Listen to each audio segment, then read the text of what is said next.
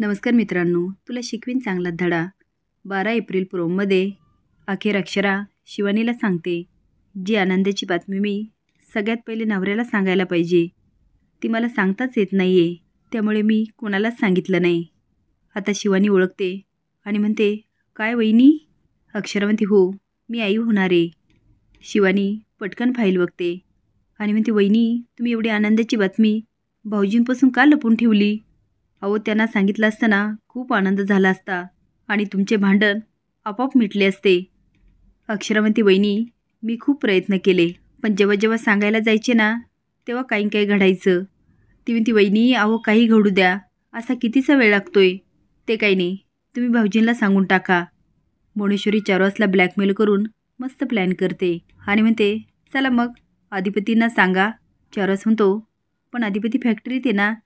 ती म्हणते, हे काय, लगेच फोन करते. ती आता फोन करू म्हणते. अधिपती ताबडतोब घरला यावा. काय झालं म्हणून अधिपती धावतच घरी येतो.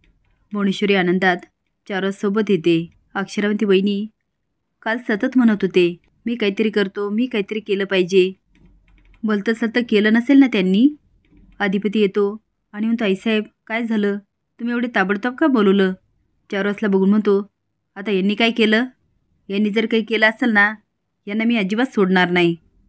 मोनेश्वरी म्हणते, अधिपती, तुम्ही शांत व्हा आणि ऐकून घ्या. चारोस म्हणतो, मोनेश्वरीला जे हवं आहे ना, ते मी द्यायचं ठरवलं आहे आणि त्याच्या बदल्यात मला जे हवं आहे ना, ती करणार आहे, असं तिने मला वचन दिलं आहे. अधिपती म्हणतो, काय पाहिजे तुम्हाला? चारोस म्हणतो, तुझा संसार.